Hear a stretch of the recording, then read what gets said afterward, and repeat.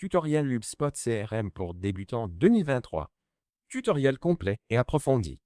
Bonjour à tous. Bienvenue dans une nouvelle vidéo. J'espère que vous allez très bien et que vous passez une excellente journée. Je vous retrouve avec une nouvelle vidéo. Et aujourd'hui, nous allons parler de HubSpot et de la façon dont vous pouvez l'utiliser comme votre propre CRM. C'est une excellente plateforme tout en un pour les petites entreprises. Alors, allons droit au but et passons aux détails. Tout d'abord, rendez-vous sur hubspot.com, puis allez dans la rubrique Produits et sélectionnez CRM. Alors, un CRM, c'est tout simplement la gestion de la relation client. D'accord? Par exemple, si vous gérez une vraie entreprise, vous aurez forcément besoin d'un CRM. Un CRM vous aide à garder vos clients sous contrôle, à savoir ce qui est le plus populaire auprès d'eux, et ce genre de choses. C'est donc un excellent outil pour gérer l'analyse de votre clientèle, etc. Nous allons aborder tout cela en profondeur et en détail. Une fois que vous êtes ici, voilà comment démarrer avec HubSpot. D'abord, sans tenir compte de tout ce que vous voyez à l'écran, allez ici et cliquez sur « Obtenir le CRM gratuit ». Une fois que vous cliquez sur « Obtenir le CRM gratuit », vous arrivez ici. Créez votre compte gratuit. Vous pouvez utiliser Google ou vous inscrire avec Microsoft. Ce qui est génial avec HubSpot, c'est que, d'abord, il propose un nombre illimité d'utilisateurs, des données illimitées et 1 million de contacts. Autre point très intéressant, vous pouvez passer à une offre supérieure à tout moment, quand votre entreprise se développe. Ensuite, on va évidemment vous demander de saisir une adresse email pour vérifier votre identité. Je vais utiliser une adresse email temporaire pour me connecter, mais c'est uniquement pour les besoins du tutoriel vidéo. Si vous comptez l'utiliser sur le long terme, je vous recommande d'utiliser une adresse email fiable. D'accord? Une adresse temporaire est facilement jetable et peut être perdue. Donc, je vais saisir une adresse email. D'accord? Une fois que c'est fait, cliquez sur Vérifier. Et à ce moment-là, un code de vérification sera envoyé à votre email. Ce sera pareil avec Gmail, Yahoo, etc. Assurez-vous donc de bien vérifier. Mon code est 853 804. Je vais le saisir. 853 804, voilà. Je vais cliquer sur Suivant. Une fois que je clique sur Suivant, ça m'amène ici. On me demande de créer mon mot de passe. Veillez donc à respecter les exigences. Une fois que c'est fait, on vous demandera votre prénom et votre nom. D'accord? Je vais les saisir. Ensuite, on clique sur Suivant. Dans quel secteur d'activité êtes-vous? Ici. C'est la partie importante, car dans la section Secteur d'activité, vous indiquez le type d'entreprise ou la catégorie dans laquelle vous vous situez. Comme vous voyez, 135 000 clients dans plus de 120 pays grandissent avec HubSpot. Indiquez simplement votre secteur aussi. D'accord? Je choisis marketing. D'accord? Vous pouvez être une agence marketing et pub. Une fois fait, je clique sur suivant pour continuer ensuite. Quel est votre poste? Ad. Assistant. PDG. Je choisis PDG et clique sur suivant. Tout de suite. Quel est le nom de votre entreprise? Cela peut être modifié plus tard. D'accord? Ne vous en inquiétez pas. Je vais l'appeler, disons, Best. Influencer. Juste un nom au hasard. Puis cliquez sur Suivant. Combien de personnes travaillent dans votre entreprise? Ici. C'est là que vous allez ajouter des informations plus détaillées sur votre entreprise, si vous voulez. Alors, combien de personnes travaillent dans l'entreprise? Cela dépend. Et plus le nombre est élevé, plus vous pouvez dire que cela vous donne accès à des fonctionnalités dans le CRM. Je vais choisir une valeur moyenne. Par exemple 50 et 1 à 200. Ensuite, quel est le site web de votre entreprise? Si vous n'avez pas de site web, laissez simplement vide et cliquez sur Suivant. Mais si vous avez un site web, indiquez-le. Et honnêtement, vous pouvez mettre quelque chose au hasard. Ça n'a pas vraiment d'importance. Une fois que c'est renseigné, cliquez sur Suivant, car il ne demande pas de détails majeurs ici. Ici, on vous demande où héberger vos données. Selon votre lieu, nous conseillons les États-Unis, Par défaut, si une option est recommandée, vous pouvez la suivre. Mais si vous préférez l'Europe, c'est à vous de décider. Je vais choisir les États-Unis pour l'instant et cliquer sur Créer un compte. Une fois tout cela fait, le système commence à créer mon compte et à finaliser la configuration. Alors, comment souhaitez-vous commencer? D'abord, un démarrage rapide. Choisissez des pré-réglages pour optimiser votre marketing. Configurez le suivi des ventes ou renforcer votre présence en ligne vite.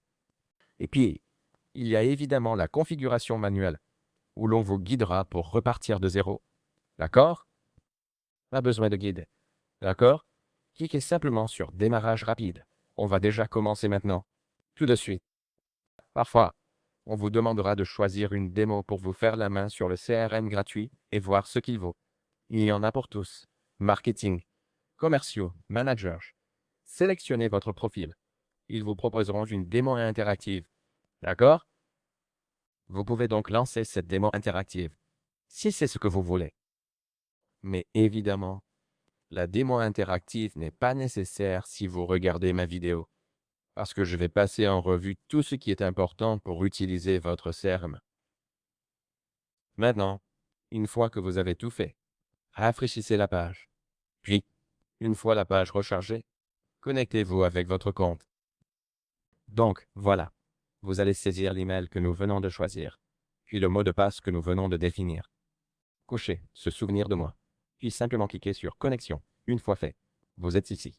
Ensuite, continuez comme cet utilisateur. Après avoir tout fait, il vous mène directement au tableau de bord. Ça va? Voici votre tableau de bord. Ici, plein de modèles différents pour vous. D'accord? Créez ensuite des tableaux de bord à partir de ces modèles.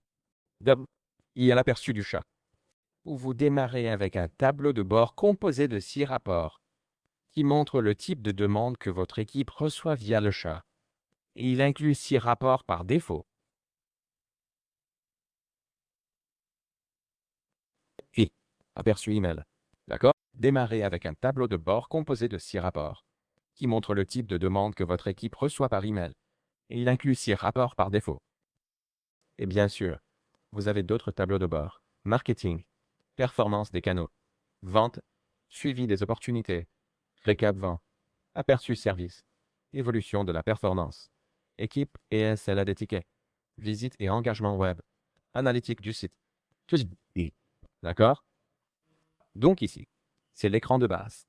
Et en haut, ce n'est pas encore votre tableau de bord. C'est simplement l'endroit où vous allez choisir ce qui permettra de le créer. Ici en haut, widget contact, conversation, marketing, vent, service, rapport auto. Dans automatisation, vous pouvez obtenir des automatisations en séquence ou des automatisations de workflow plus complètes. Ça dépend de la manière dont vous voulez aborder la situation. Une fois que vous avez parcouru tout ça, assurez-vous de choisir un modèle adapté pour votre tableau de bord. Évidemment, prenez celui qui correspond le mieux à votre espace de travail. Mais maintenant qu'on a vu tout ça, partons sur un tableau de bord de base. Prenons un aperçu du chat. Ici, c'est indiqué « Modèle de tableau de bord d'aperçu du chat ». Pour qui est-ce utile? Pour les managers du service client. D'accord. Ça me va. À moi aussi. Rapport inclus dans le tableau de bord. Utilisez la case à cocher pour supprimer ce que vous ne voulez pas. Vous pouvez retirer ces rapports. OK. Sinon, s'ils conviennent, cliquez sur Suivant. Nom du tableau de bord. Donnez-lui le nom que vous voulez. Moi, je vais l'appeler Espace chat de l'entreprise. Qui peut accéder à ce tableau de bord? Ça peut être privé. Tout le monde. Et tout ça. Vous pourrez aussi ajuster ça plus tard dans les paramètres, si vous le souhaitez. Et une fois que c'est fait, vous allez sur votre tableau de bord. Et vous allez commencer à obtenir toutes les données et toutes les analyses. D'accord? Donc voilà. Et comme vous pouvez le voir, c'est plutôt pas mal. Maintenant, quand vous allez dans vos notifications ou dans les paramètres, par exemple, évidemment, on a choisi l'option d'introduction rapide, où ils ne vont pas nous aider. Mais encore une fois, si vous choisissez la configuration manuelle, ils vont vous proposer différents éléments, comme ajouter un code de suivi à votre site, créer votre premier formulaire, importer vos contacts, créer une liste d'emails et votre première campagne email. Tout ça, C'est simplement pour vous familiariser avec le produit que vous utilisez. Mais évidemment, si vous ne voulez pas rester sur les bases, vous pouvez simplement passer à cette partie de la vidéo. Donc, comme je vous l'ai dit, voici le tableau de bord. Et vous pouvez aussi gérer les tableaux de bord si vous le souhaitez. Si vous allez dans Gérer les tableaux de bord, vous retrouvez tout ici. Dans un même espace, vous pouvez facilement créer autant de nouveaux tableaux de bord que nécessaire, à tout moment, si besoin. Et si vous voulez créer des tableaux de bord, vous pouvez aussi choisir les personnes affectées à votre tableau de bord. Là, il est indiqué que tout le monde peut modifier, mais vous pouvez ajuster ça et le changer. Par exemple, en le limitant à d'autres personnes. Vous pouvez aussi ajouter des rapports, partir de rapports sauvegardés ou en créer un nouveau. Pratique. Plusieurs modèles se font de zéro. Le rapport, objet unique pour un seul élément, comme vos contacts, ou le générateur de rapports personnalisés. Comme vous voyez, c'est simple, basique et rapide à mettre en place. Choisissez le type, puis complétez les champs en quelques clics.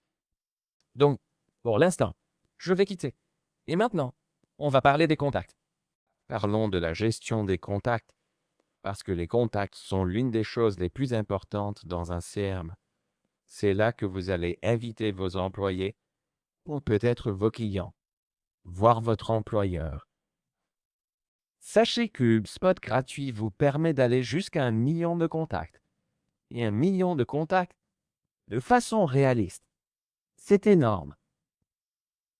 Ça fait vraiment beaucoup de contacts et ça devrait être largement suffisant pour un CRM. Vous êtes donc tranquille sur ce point. Donc maintenant, une fois dans la section de gestion des contacts, ici, comme vous pouvez le voir, ils ont déjà 2 contacts personnalisés pour nous. Et ici, comme vous pouvez le voir, vous avez leur nom et leur adresse email. Ils n'ont pas de numéro de téléphone. Mais vous pouvez l'ajouter si vous le souhaitez. Le propriétaire du contact n'est pas attribué, mais vous pouvez le définir. Et ainsi de suite, voilà comment gérer vos contacts. Si vous voulez supprimer vos contacts, que faire alors? Il suffit de choisir ici « Tout supprimer ». Cochez cette case ici. Ensuite, « Supprimer » apparaît à droite. Cliquez dessus pour effacer. Et c'est fini. Sans autre état. Vous allez supprimer 2 enregistrements, récupérables pendant 90 jours. Ensuite, pour l'instant, ils seront gardés dans la corbeille avant effacement définitif du système. Et vous ne pouvez plus les restaurer après 90 jours. Gardez donc cela à l'esprit quand vous faites tout ça. Et vous pouvez aussi faire d'autres actions. Par exemple, les attribuer à quelqu'un, vous pouvez définir un propriétaire de contact. Par exemple, vous les attribuez à vous-même et ça, c'est de l'attribution en masse. Vous pouvez tous les attribuer en une seule fois, ce qui est très pratique. Comme fonctionnalité, vous pouvez modifier des informations. Donc sélectionnez une propriété à modifier. C'est évidemment de la modification en masse. Vous pouvez modifier plusieurs champs en ne changeant qu'une catégorie ici, donc c'est de la modification en masse. Et, encore une fois, c'est assez simple, plutôt agréable à utiliser, efficace et fluide.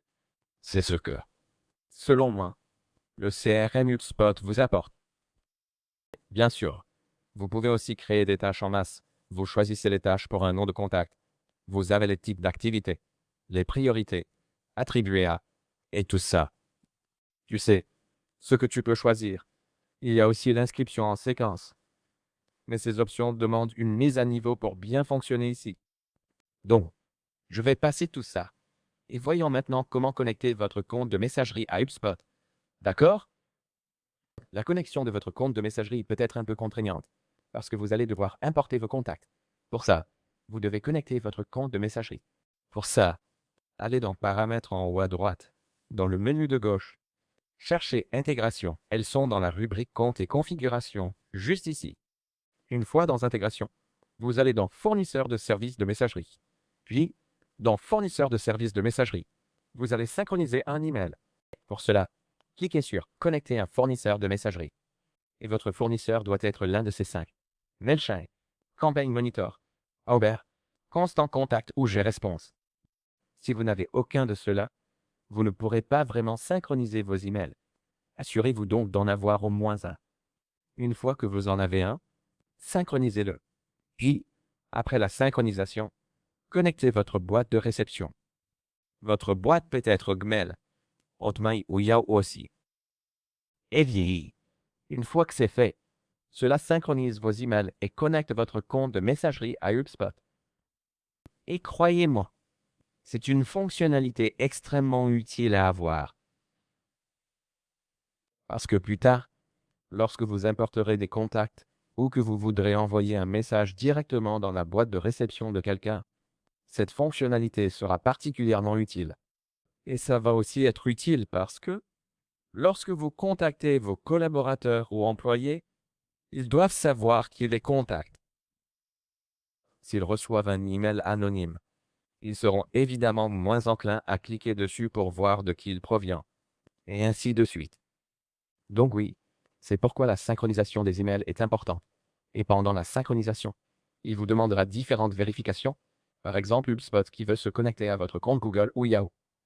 Une fois que vous avez fait tout ça, il va aussi vous demander de télécharger une extension. D'accord? Vous avez alors le choix. Vous pouvez télécharger l'extension HubSpot. Enfin, l'extension HubSpot. D'accord. Je vais vous montrer à quoi elle ressemble. Voici l'extension. C'est l'extension HubSpot Sale pour Chrome. Il vous proposera de la télécharger, mais c'est à vous de décider si vous voulez le faire ou non. Au final, c'est vous qui décidez. Installez le module complémentaire. Installez l'extension. C'est entièrement votre choix. Vous pouvez aussi passer cette étape si vous le souhaitez. Une fois que nous avons vu tout ça, les extensions, la façon de connecter vos contacts, et ainsi de suite. Voyons maintenant comment ajouter de nouveaux contacts. Allez dans Contact, comme ceci. Une fois dans Contact, il y a deux méthodes. La première consiste à importer un contact. Et pour importer un contact, vous devez synchroniser votre email. Une fois votre email synchronisé, vous avez donc ces deux méthodes. D'abord, importer dans HubSpot Contact. Entreprise, affaires, tickets ou produits. Pour cela, importez-les depuis vos autres outils d'emailing ou simplement via un fichier CSV facilement. Un CSV est un fichier Excel. Donc si je vais ici, CSV. Regardez, un CSV est un fichier de valeurs séparées par des virgules. C'est un fichier Excel. Et dans Excel, il ressemble à peu près à ça. Pas besoin d'écrire ainsi. Ne vous inquiétez pas. Ce sera simplement comme ça. D'accord? Très structuré. C'est un fichier CSV. Et vous allez ensuite importer ce fichier dans HubSpot. Et une fois le fichier importé, HubSpot va renseigner les contacts en se basant sur ce CSV et commencer à importer tous vos contacts. Et une fois que tous vos contacts sont importés, c'est tout. Voilà une façon d'ajouter des contacts. Ensuite, vous avez la synchronisation. Évidemment, c'est pour ça que je vous disais de synchroniser vos comptes, afin de synchroniser les données entre HubSpot et vos autres applications que vous utilisez pour gérer vos contacts, etc. Et une fois que c'est fait, vous allez autoriser HubSpot à se synchroniser et à récupérer toutes les informations de contact depuis ces applications. Maintenant que nous avons vu l'importation de contacts, voyons comment créer des contacts vous-même. Pour créer des contacts, il vous suffit de cliquer ici. Une fois que vous avez cliqué, vous voyez apparaître tous ces champs ici. Vous allez d'abord saisir l'email du contact, puis son prénom et son nom.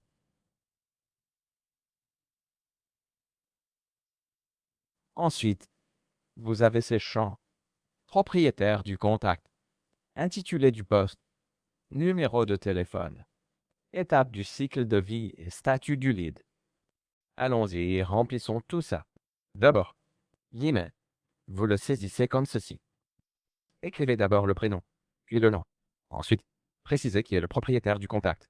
Évidemment, c'est toujours moi, John là. Une fois que c'est fait, vous ajoutez l'intitulé du poste. D'accord? L'intitulé du poste peut être n'importe quoi. Par exemple, appelons cette personne vice-président exécutif. Vous pouvez ajouter un numéro de téléphone si vous le souhaitez. C'est totalement facultatif. Ensuite, choisissez l'étape du cycle de vie.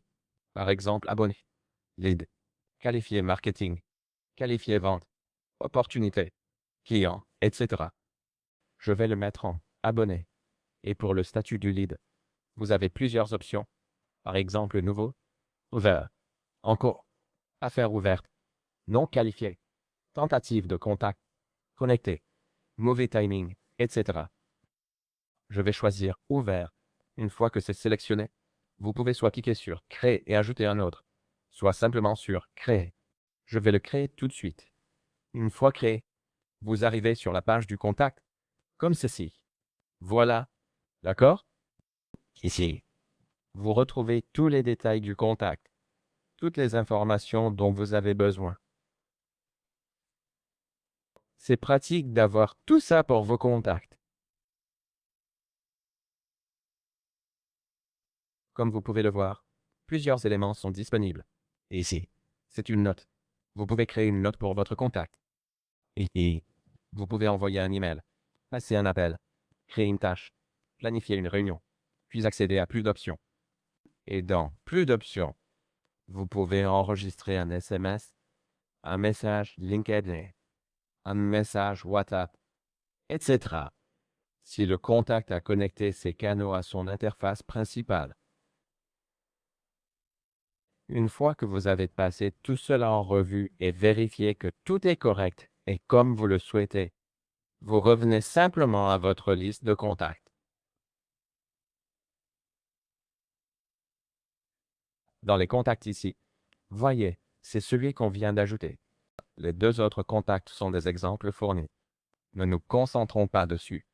Concentrons-nous sur celui-ci. Vous voyez bien, voici l'email. Le propriétaire, c'est moi. Vous pouvez aussi choisir l'entreprise principale, voir le statut du lead et la date de création. D'accord? Vous pouvez également filtrer tout ça. Ici, c'est la section Tous les contacts. Et dans cette section, vous voyez tous les contacts. Ensuite, vous avez Mes contacts. Dans Mes contacts, ce sont uniquement les contacts dont vous êtes propriétaire. Puis les contacts non attribués, c'est-à-dire ceux qui n'ont pas de propriétaire défini. Et croyez-moi, attribuer un responsable, un propriétaire, à un contact est nécessaire, car sinon on ne sait pas qui en est en charge. Il est donc important d'attribuer un propriétaire. Assurez-vous qu'un propriétaire est bien défini pour chaque contact. Maintenant que nous avons fait le tour des contacts, importation, synchronisation et création manuelle, tout est couvert. Assurez-vous de tout parcourir à nouveau. Vous pouvez enregistrer cette vue si vous le souhaitez, sauf en cas de problème, par exemple une corruption de données. Enregistrez donc cette vue en conséquence. Une fois que tout est fait, je résume. Pour ajouter des contacts, vous pouvez les importer ou créer un contact. Pour importer, utilisez un fichier CSV. Ainsi, un CSV est un fichier de type Excel que vous créez dans Microsoft Excel, où vous renseignez les personnes et les informations que vous voulez importer, email, prénom, nom, etc. Une fois le CSV prêt, vous l'importez ici. Et une fois l'import terminé correctement, tous les contacts sont ajoutés dans HubSpot.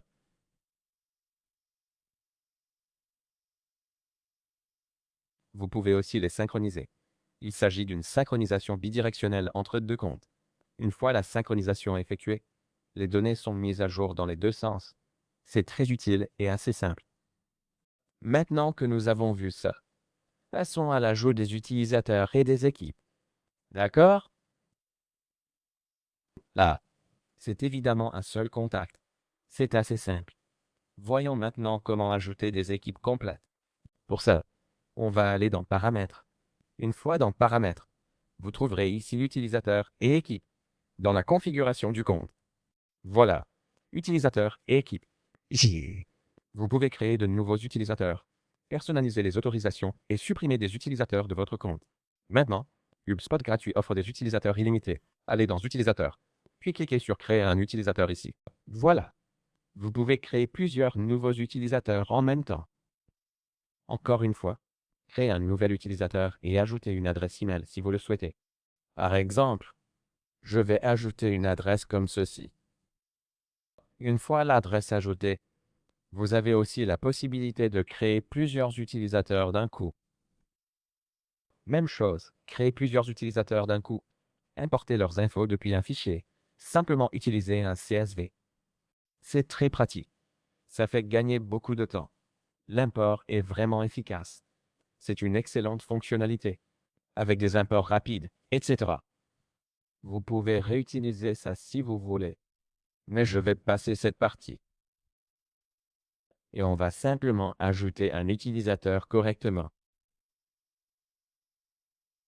Une fois ici, vous voyez l'utilisateur.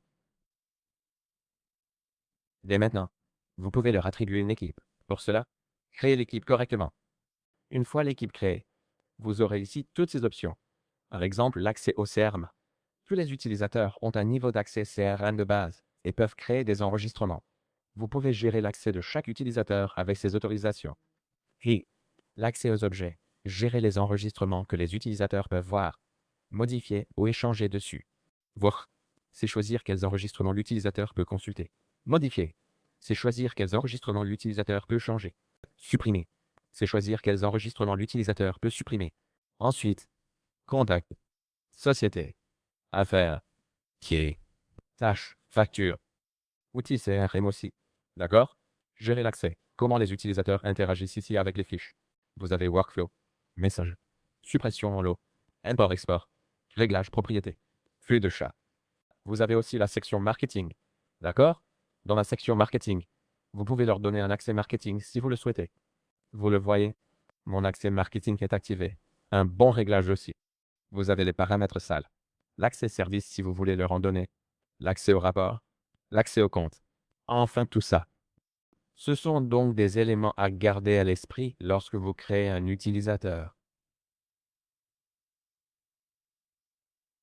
Une fois que c'est fait, vous allez enfin lui envoyer une invitation. Vous aurez un récapitulatif de toutes les autorisations accordées, puis il suffit de cliquer sur Envoyer l'invitation. Et voilà. Succès! Vous avez invité un utilisateur. Poursuivez la configuration de vos utilisateurs avec les étapes suivantes. D'accord? Je clique sur Terminer. Voilà. Vous avez des utilisateurs. Maintenant, on passe aux équipes. OK. D'accord? Créer une équipe se fait. Bien sûr, avec les forfaits supérieurs. Vous pouvez y configurer des autorisations d'équipe pour garder votre organisation structurée et efficace, en vous assurant que chaque utilisateur a accès aux bonnes ressources, aux bonnes fonctionnalités et aux bonnes informations. Maintenant que nous avons vu ça, passons à la boîte de réception HubSpot. D'accord? La boîte de réception HubSpot est aussi une fonctionnalité très utile fournie par HubSpot. D'accord? Vous vous demandez probablement à quoi sert concrètement la boîte de réception HubSpot. Vous pouvez faire une visite guidée de la boîte de réception HubSpot si vous le souhaitez. Je vais la passer. Je ne la trouve pas nécessaire. Une fois dans la boîte de réception HubSpot, vous voyez d'abord les emails. D'accord? Dans la section email, vous recevez des messages que vous pouvez gérer et auxquels vous pouvez répondre depuis votre propre boîte de réception. Ensuite, vous avez la section chat, où vous pouvez connecter votre chat en direct pour interagir avec les visiteurs de votre site web en temps réel. Ensuite, vous pouvez créer des bots pour qualifier des prospects, planifier des réunions et assurer le support client. Ensuite, connectez et répondez aux formulaires depuis votre boîte de réception. Simplement ici. Ensuite, vous avez Facebook Messenger. Vous pouvez l'utiliser pour gérer les conversations Messenger depuis votre boîte de réception. Vous pouvez aussi créer des bots pour Facebook Messenger si vous le souhaitez. Là encore, c'est une fonctionnalité très pratique. Voilà pour le chat dans la boîte de réception. En descendant ici, vous avez vos flux de chat, snippets et modèles, prêts à l'emploi. Ensuite, ouvrez Marketing, puis basculez sur ADS pour voir les options sans rien chercher. Ici. D'abord, désactivez votre bloqueur de pub. Sinon, vous ne verrez pas les réglages. C'est la seule façon pour les voir. Voyez quelle publicité transforme les visiteurs en clients. Tout est au même endroit pour gérer toutes vos campagnes publicitaires sur Facebook, Instagram, LinkedIn et Google. Et vous pouvez lier les dépenses publicitaires directement aux revenus de l'entreprise. Voyez qui interagit avec chaque publicité. Réengagez les contacts existants et alignez la publicité avec le reste de votre marketing, si vous le souhaitez. Et une fois que vous connectez un compte, vous pourriez être admissible à 500 $ de crédit publicitaire. Maintenant, pour utiliser ça, vous pouvez simplement connecter un compte ou regarder une démo rapide si vous le souhaitez. Maintenant, ça dépend de vous si vous voulez vraiment vous lancer dans la publicité et faire du marketing payant. Maintenant, si vous ne voulez pas vous lancer là-dedans, aucun souci. Vous pouvez ignorer cette partie. Et une fois que vous l'avez ignorée, vous allez passer à l'email. Et voici l'email marketing. Le point clé, de loin. D'abord, vous devrez passer à une offre supérieure pour activer plus de fonctionnalités. Pour envoyer des emails gratuitement, cliquez sur J'ai started ici. Jusqu'à 2000 par mois. 25 listes statiques et 5 listes sport, avec rapport de base, etc. Et ensuite, vous pouvez accéder à toutes ces autres offres, comme Marketing Hub Professionnel. Plus généralement, à mon avis, les pages de destination, landing page, sont l'un des meilleurs leviers marketing, que ce soit dans un CRM ou pour une boutique e-commerce, etc. Les pages de destination sont importantes parce que vous pouvez créer des campagnes de capture de prospects avec elles. L'outil propose un excellent éditeur en glisser-déposer que vous pouvez utiliser pour créer une page de destination. Passons au vente. D'accord? Dans vente, voici ici tous vos deals en cours. Et comme vous pouvez le voir, construisez un processus de vente gagnant. Les affaires sont le meilleur moyen de suivre comment vous transformez des prospects en clients et combien d'argent vous gagnez réellement au fil du temps. D'accord? Maintenant, encore une fois, c'est vraiment utile à avoir sous la main et vous pouvez ajuster tout ça en fonction de vos ventes. Maintenant, dans vos affaires, vous pouvez suivre les étapes. Rendez-vous planifié, prospect qualifié pour acheter, présentation planifiée, décideur convaincu et contrat à envoyer correctement. Mais, une fois tout discuté, vous serez vraiment prêt à continuer ensuite, sans souci. Maintenant, vous pouvez créer vos deals vous-même, importer-les en CSV, ou créez-en de nouveaux encore ici. Maintenant, si on va sur Create Deal, cliquons dessus. Tout d'abord, vous pouvez choisir un nom d'affaires. D'accord? Le nom d'affaires peut être n'importe quoi. Je garde un nom au hasard. Puis vient le pipeline. Ça peut être votre pipeline commercial pour vos ventes. Je prends le pipeline de vente ici. Vous pouvez en ajouter un autre. Mais il faut la version premium pour plusieurs pipelines dans le même espace. Puis l'étape deal. Prise de rendez-vous. OK? Dans la planification des rendez-vous. Qualifié à acheter. Présentation planifiée. Décideur acquis. Contrat envoyé. Je choisis qualifié à acheter pour ce cas. Saisissez le montant de l'affaire. Choisissez une date de clôture. Là encore, la date de clôture est assez importante. Alors assurez-vous de choisir la bonne. Puis, le responsable du deal. Je me désigne responsable. Ensuite, le type de deal, nouveau business. Et la priorité reste haute pour ce dossier. Sans rien, évidemment. La priorité dépend de vous. D'accord. Je vais la garder sur élevé, juste pour les besoins du tutoriel. Maintenant, une fois que vous avez mis tout ça sur élevé, à partir de là, ce que vous allez faire, c'est cliquer sur créer. Et une fois que vous cliquez sur créer, ça va simplement créer une affaire pour vous. Maintenant, si vous revenez à salle, vous avez des tâches ici. Maintenant, la gestion des tâches peut sembler un peu abstraite aussi, parce que, comme on le voit, il est indiqué présentation d'un espace de travail unique pour vos actions de prospection commerciale. Passez plus de temps à prospecter qu'à organiser votre liste de tâches. Filtrez, regroupez et terminez les tâches plus rapidement grâce à une nouvelle mise en page. Planifiez votre journée et suivez vos progrès. Vous pouvez suivre l'activité des prospects en temps réel et prévisualiser l'ensemble de votre calendrier. Vous pouvez donc leur demander de vous faire une visite guidée. Mais je vais simplement fermer ça. Voici la section gestion des tâches, comme vous le voyez. Maintenant, ici, même chose, importez vos tâches. Ou synchronisez vos comptes pour le faire. Ou créez simplement vos propres tâches. Maintenant, créez vos propres tâches est, à mon avis, plus simple. Donc, je choisirai toujours cette option. Maintenant, ajoutez ce que vous voulez. Et une fois que c'est fait, créez une tâche. Une fois la tâche créée, vous la gérez comme les contacts et les affaires, édition ou suppression en masse, et autres actions similaires rapides. C'est de la même manière que vous allez gérer toutes ces tâches ici. D'accord? Maintenant, vous pouvez aussi faire des suppressions, des modifications et des attributions en masse. Ici également. Alors, allez-y et testez autant que vous voulez, parce que c'est vraiment simple, facile à nettoyer, facile à prendre en main, et assez efficace aussi. Et bien sûr, je ne saurais trop insister sur la fluidité avec laquelle cela s'intègre à votre CRM. et sur l'efficacité de cette intégration avec votre CRM. Donc, une fois que nous avons compris tout ça, une fois que nous avons vu comment toute la gestion fonctionne, passons aux réunions. Allez dans Vente. Vos réunions sont ici. À nouveau, planifiez des réunions vides, sans tracas, d'un clic. Arrêtez de perdre du temps avec des « quel créneau vous convient ?» à répétition.